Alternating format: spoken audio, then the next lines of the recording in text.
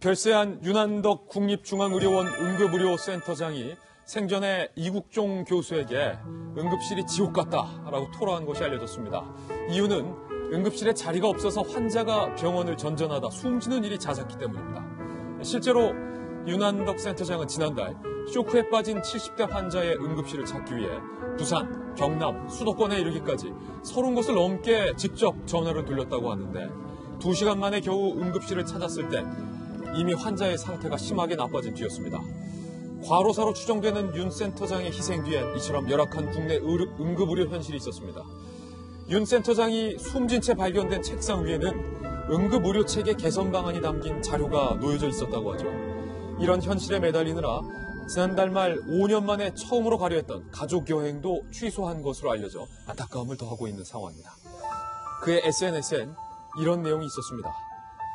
오늘은 몸이 3개, 머리가 2개여야 했다. 내일은 몇 개가 필요할까? 윤 센터장과 인연이 있는 이국종 교수는 그만두고 싶을 때마다 그에게 의지했었다면서 고인에게 자신이 짐을 안길 것 같다고 미안함을 전했습니다. 고 윤한덕 센터장의 모습과 이국종 교수의 인터뷰를 같이 담았습니다. 들어보시죠. 연휴 하루당 한 기관에 119명의 환자가 내원하신 꼴인데요. 예. 평일에 비교해 볼 때는 약 2.5배가 더 많은 숫자이고 연휴가 아닌 일반 휴일에 비해서도 1.6배가 많은 숫자입니다. 소설에서나 나올 법한 사람의 그런 전형인데 사실 그런 인간형은 우리나라 특히 요즘 한국 사회에서는 찾기가 어려워요. 윤한덕 선생님 같은 분은 앞으로 한동안 여기서 의료 현장에서 보기가 어려울 거예요. 윤한덕 선생님이 안 계시니까 이제 저부터도 뭐 어떻게 해야 될지 잠깐 모르겠어요. 지금 사실 좀 이렇게 어떻게 해야 될지 저도 잘 모르겠어요. 이국종 교수가 누구보다 안타까워했어요. 이국종 교수가 어려울 때마다 힘들 때마다 의지했었던 사람이 바로 그 선배가 바로 윤한덕 별세한 이번에 별세한 윤한덕 센터장인데 그 강인했던 이미지였잖아요. 정말로 이국종 교수가 어떤 상황에서도 국회의원들한테 무전기 집어던지면서 국회의원들이 이따위로 하니까 무전기가 안 되는 거 아니냐라고 쓴소리를 마다하냐던 이국종 교수가 전 처음으로 약한 모습을 봤어요. 어떻게 할지 모르겠다라고 하면서 저희 기자들에게 후배 의사가 처음에 윤한덕 센터장이 별세 소식을 전했을 때 못 알아들었다고 이국종 교수가 믿기지가 않아. 무슨 소리야. 그래서 윤 선생님이 뭐 어디로 닥터 헬기 보내라고? 라고 수차례를 되물었을 정도로 믿기지 않았던 현실이었다고요. 그 이국종 교수도 황망해하고 있습니다. 그 이국종 교수에게 기자들이 과로사에 대해서 어떻게 생각하냐라는 질문을 했을 때 이국종 교수께서 답을 못 하시다가 그분은 우리에게 헌신하고 가신 분이다라는 식의 메시지를 남겼습니다.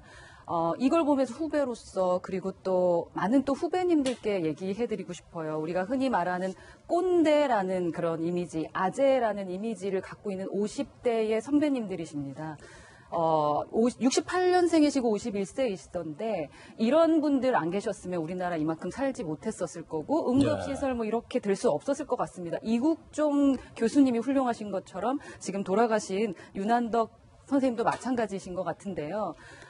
그분들의 헌신에 다시 한번 감사드리고 살아계신 분들에 대한 저희의 생각 을 다시 한번 좀 다잡아야 될 것 같고 응급의료센터에 대한 부분 그리고 우리가 어떤 부분을 함께하고 도와드려야 되는지에 대한 것을 나라에서도 또 우리 국민들도 함께 좀 생각해 봐야 되는 시점 같습니다.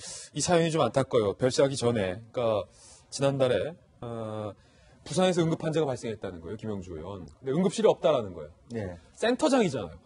높은 자리잖아요. 의료센터장이 전국에 있는 응급실에 직접 전화를 30통이나 돌려가면서 전화를 걸었다. 응급실 빈자리 있느냐, 응급실 빈자리 있느냐. 가족여행도 최근에 못 갔다라는 사연. 큰일이죠. 그 해마다 응급실에 자리가 없어서 다른 데로 전전해야 되는 건수가 배 이상씩 늘어나고 있습니다. 가령 2016년에 1365건이 2017년에 5180건이 넘었다라고 하는 것은 그야말로 응급실 자체가 비상 상황이라서 그런 초반에 대응을 잘하면 살 수 있는 사람이 목숨을 잃는 상황이 많아진다는 것일 수도 있거든요. 그래서 실제적으로 일반적인 어떤 보편적 복지에만 관심을 가질 것이 아니라 이와 같은 응급실을 확대하고 또 국가가 그것을 굉장히 어떤 예산이라든지 들여야 될 필요가 있고 또 응급실에 필요한 어떤 그 의료들 의과대학도 굉장히 뭐 잘 되는 그 과만 선호하는 것이 아니라 정말 외과라든지 어떤 실질적으로 어떤 초기에 응급 조치할 수 있는 의료진의 양성도 국가가 좀 더 힘을 실어야 되지 않을까 그렇게 생각이 듭니다. 저는 정부와 여당에 이 고귀한 삶을 사셨던 윤한덕 센터장님의 말 한마디만 좀 공유했으면 합니다. 예. 뭐라고 하셨냐면 국가는 국민이 안심하고 의식을 잃을 권리를 줘야 한다고 얘기했습니다. 내가 어디서든 쓰러져도 끝까지 우리나라 의료체계가 나를 보호해줄 거라는 믿음을 줘야 된다는 말이지 않을까 생각합니다. 예, 머리가 세 개, 몸이 세 개, 머리가 두 개여야 했다. 내일은 몇 개가 필요할까? 윤한덕 센터장에게 추모 열기가 뜨겁습니다. 고인의 명복을 저희도 기도하겠습니다.